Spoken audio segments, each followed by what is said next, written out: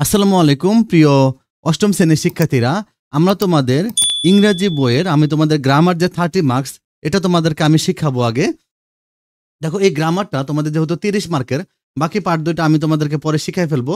তো গ্রামারে তোমাদেরকে আমি 3টা ভিডিও দিব। প্রথম ভিডিওটা আমি কিছু শিখাবো, তারপরের 2টা ভিডিওতে তোমরা রুল সব শিখে যাবা। তাহলে তোমাদের ফুল গ্রামার এই 30 মার্কস কমপ্লিট হয়ে যাবে। ওকে, আর তোমরা যে কোনো গ্রামার দিলেই পারবা, খুব ইজি ভাষা আমি শিখাই দেবো। তা তোমরা আমাদের চ্যানেলটা সাবস্ক্রাইব করে রাখো এবং অন্যান্য ভিডিওগুলো দিব, তোমরা কমেন্টসে লিখবা। প্রিয় শিক্ষার্থীরা, দেখো তোমাদের এই 30 মার্কসের যে গ্রামারটা থাকবে, তো এখন তোমাদের এখানে কয়েকটা বিষয় মাথায় রাখতে হবে। দেখো 4 নম্বরটা দেখো কি বলছে তোমাদেরকে, read the following faces and identify 5 cohesive device. তোমাদের কিন্তু 5টা কোহেসিভ ডিভাইস খুঁজে বের করতে হবে ইউজড ইন দ্য টেক্সটের মধ্যে থেকে, and analyse the purpose of using them in the sentence. এবং এর পারপাসটাকে এটা তোমাকে লিখতে হবে। Use the table below to complete the activity, মানে তোমাদের এখানে টেবিলটা থাকবে, তোমাদের কিন্তু টেবিল করেই লিখতে হবে। ওকে, যেহেতু এখানে টেবিল করে দিয়েছে, টেবিল করেই তোমাদেরকে লিখতে হবে। তাহলে আমাদের এখান থেকে কোহেসিভ ডিভাইসগুলো বের করবো। তো শিক্ষার্থীরা, আমি তোমাদেরকে এটা শেখাচ্ছি, এরপর আমি তোমাদেরকে আরেকটা ভিডিওতে তোমাদেরকে রুল প্র্যাকটিস করাবো, দেখবা যে তোমরা সম্পূর্ণ শিখে যাবা। ওকে, কি বলছে, trees are A vital part of our environment. দেখো, গাছপালা আমাদের পরিবেশের কিন্তু একটা গুরুত্বপূর্ণ অংশ। দে হ্যাভ, তারা in fact great impact on the climate, তাদের কিন্তু এই জলবায়ুর উপরে একটা বড় প্রভাব আছে প্রকৃতপক্ষে। But we are not kind and careful about them, কিন্তু আমরা কিন্তু তাদের সম্পর্কে সচেতন বা তাদের প্রতি আমাদের কোনো দয়া নেই, মায়া নেই। রেদার, বরং we destroy trees at random, বরং আমরা কি করতেছি, আমরা নির্বিচারে গাছ কেটে ফেলছি। দেখো, rather we destroy trees at random, বরং আমরা কি করতেছি, আমরা নির্বিচারে গাছ কাটতেছি। As a result one day the country will bear the consequence of the green house. দেখো, as a result one day the country, একদিন এক দেশ কি হবে, উইল বিয়ার মানে বহন করা, দ্য কনসিকুয়েন্স মানে ফলাফল, of the green house effect, তার মানে একদিন পৃথিবী কি করতে হবে, এই যে গ্রিন হাউস এফেক্ট মানে আমাদের গ্রিন হাউস প্রতিক্রিয়া যে একটা সমস্যা আছে, এটার ফলাফলকে ভোগ করতে হবে, বহন করতে হবে। Since ours is an agricultural country, যেহেতু আমাদের দা কৃষি প্রধান দেশ, আর economy depends largely on agriculture, আমাদের কিন্তু কৃষি অনেকটাই, আমাদের অর্থনীতি অনেকটা কৃষির উপর নির্ভর করে।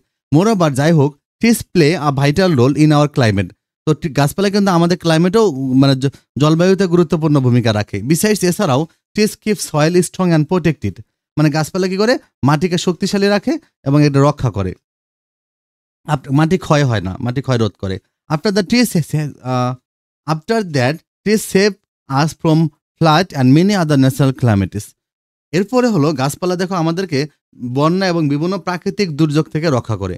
ফার্দার মোর, আরও trees provide us with timber which is of great use, গাছপালা কিন্তু আমাদের কি করে, কাঠ দেয়, যেগুলো আমরা অনেক কাজে ব্যবহার করতে পারি, স্পেশালি ইন কনস্ট্রাকশন ওয়ার্ক, নির্মাণ কাজে, অ্যান্ড মেকিং ফার্নিচার বানাইতে পারি। The trees are our best friend, এভাবে গাছপালা আমাদের ভালো বন্ধু। তাহলে এখানে কিন্তু দেখো কোহেসিভ ডিভাইসগুলো কোনগুলো তোমরা কে পাবা, দেখো কোহেসিভ ডিভাইস কোনগুলো, যেগুলো কিন্তু কানেকশন করে দেয়, যেগুলো কানেকশন করে দেয়। তোমাদের এইভাবে অ্যান্সারটা লিখতে হবে। দেখো, আমাদের এই সেন্টেন্স এখানে অ্যান্ড ছিল, যে কোনো অ্যান্ড ছিল, রেদার ছিল, বার্ড ছিল। দেখো, এই যে অ্যান্ড দ্বারা সেন্টেন্সকে অ্যাড করে দেয়, বার্ড দ্বারা কি করে, as a result, more over, thus, এগুলো কেন ব্যবহার করেছে, এই কোহেসিভ ডিভাইসের পারপাসগুলো লিখতে হবে। প্রিয় শিক্ষার্থীরা, তোমরা এই ভিডিওটা দেখো, এরপরের ভিডিওতে আমি তোমাদের 20টা কোহেসিভ ডিভাইস পড়তে হবে। এই 20টা কোহেসিভ ডিভাইসের ছোট ছোট পারপাস আমি লিখে দেবো, ওই পারপাসটা মনে রাখলেই তোমরা প্রত্যেকটাই লিখতে পারবা। ওকে, এই মার্ক তাহলে তোমাদের 100% কমন হয়ে যাবে, এটা তোমরা লিখতে পারবা। ততক্ষণ তোমরা ওই ওয়ার্ডগুলো খালি প্যাসেজের মধ্যে খুঁজবা। যেমন অ্যান্ড কি করে, অ্যান্ড কিন্তু অ্যাড টু মোর ইনফরমেশন, আমি অ্যান্ড সবসময় অ্যান্ডের উদ্দেশ্যেই পারপাসটা ব্যবহার করতে কি, মানে ইনফরমেশনকে অ্যাড করে দেয়, এটা লিখলে কিন্তু হয়ে যাবে। ওকে, অথবা ইট কানেক্টস সিমিলার আইডিয়াস, এটা লিখলেও চলবে। বাট দেখো, বাট কিন্তু কি করা হয়েছে, to show a contrast between two different ideas, তার মানে দুইটা আইডিয়ার মধ্যে কন্ট্রাস্টটা দেখায়। ওকে, বাট হলো দুইটা ডিফারেন্ট আলাদা জিনিস, হ্যাঁ, একসাথে দেখায়। অ্যাজ এ রেজাল্ট মানে এর ফলে, এটা কনসিকুয়েন্স মানে ফলাফলটাকে, to show the consequence or to show the effects of a previous action, মানে আগের কাজের ফলাফল দেখায়। তাহলে তোমরা এটা লিখতে পারবা, to show the consequence. More আবার কি করে, to add an extra point that supports the main idea, তার মানে অতিরিক্ত কোনো কথা দেওয়ার জন্য মোর আবার ব্যবহার করা হয়, যে যাই হোক, হ্যাঁ, মানে আগের আইডিয়াকে একটু সাপোর্ট করে। থাস কেন ব্যবহার করা হয়, থাস মানে এভাবে, to conclude or summarize the points made in the passage, মানে একটা কথা শেষ করার জন্য হ্যাজ ব্যবহার করা হয়। ওকে, তাহলে এভাবে তোমরা কোহেসিভ ডিভাইসগুলো কি কি অ্যান্ড, বাট, অর, হ্যাঁ, as a result, more over, অনেকগুলো কোহেসিভ ডিভাইস থাকতে পারে। এখানে তোমরা যে কোনো 5টা কোহেসিভ ডিভাইস লিখতে হবে, আর এই পাশে তোমাদের পারপাসটা লিখতে হবে, মানে কেন আমরা এটা ব্যবহার করেছি। শিক্ষার্থীরা এটা কিন্তু প্যাসেজের সাথে এত টেনশন করার কোনো কিছু নাই। আমি তোমাদেরকে এগুলো এটার উপরে দিয়ে দেবো ভিডিওটা, এটা দেখলেই তোমরা পেরে যাবা। ওকে, নেক্সট ভিডিওতে তোমরা এটা শিখে যাবা। তো এবার দেখো পরের ভিডিও কোশ্চেনটা দেখো তোমাদের কি আসছে। এটা বলছে যে complete the following text by using right form of verbs. তা তোমাদেরকে রাইট ফর্ম অফ ভার্বস ঠিক শিখতে হবে, মানে ভার্ব কোনটা কোথায় ঠিক হবে। প্রিয় শিক্ষার্থীরা যারা অ্যাডভান্স পড়ে তাদের দেখবা 40টা বা 60টা রুল আছে, নবোদয় পড়লে 50টা রুল আছে, অনেক রাইট ফর্ম অফ রুল আছে যেগুলো পড়তে হয় রাইট ফর্ম অফ রুল। তো তোমাদের এত রাইট ফর্ম অফ মাথায় থাকে না, তো আমি তোমাদেরকে 8টা রাইট ফর্ম অফ রুল দেবো, সেই 8টা রুল দিয়ে সবগুলোই তোমরা করতে পারবো। ওকে, নেক্সট ভিডিওতে তোমরা এটা পেয়ে যাবা। এখন আমরা এটার যে রুলটুকু আছে এটা আমি তোমাদেরকে দিয়ে দিয়েছি, তোমরা দেখতে পারবা। দেখো এখানে দেখো আমাদের এভাবে তোমাদেরকে আনসারটা লিখতে হবে। হ্যাঁ, answer to the question number 5 এমনি লিখবা, অথবা answer to the test item এভাবে লিখতে পারবা নাম্বার 5 দিয়ে। তো এভাবে লেখার পরে তোমরা কি করবা, তোমাদের কিভাবে পারবা তাহলে এটা দেখো। Self study is a method of learning where students take charge of their own studying outside of the classroom without direct supervision. মানে অন্যের তত্ত্বাবধানে সেলফ স্টাডি তো আমরা জানো নিজে নিজে পড়া, যেটা দিস অ্যালাও। তাহলে দেখো প্রিয় শিক্ষার্থীরা এখানে কিন্তু দিস বলতে বোঝাচ্ছে সেলফ স্টাডিকে। দেখো সেলফ স্টাডি হলো থার্ড পারসন সিঙ্গুলার নাম্বার, আর এখানে কিন্তু পাস্ট টেন্সের কোনো কথাই নেই, তাহলে এটা প্রেজেন্ট টেন্স। এখানে সেলফ স্টাডি ইজ হয়েছে। হ্যাঁ, তার মানে সাবজেক্ট যখন থার্ড পারসন সিঙ্গুলার নাম্বার হবে তখন ভার্বের সাথে এস বা ইয়েস হবে। দিস অ্যালাউ আছে, তাহলে তোমরা লিখবা অ্যালাউস, হ্যাঁ, একটা এস দিয়ে দিবা, তাই হয়ে যাবে। The student to take control of how, what, when and where they learn.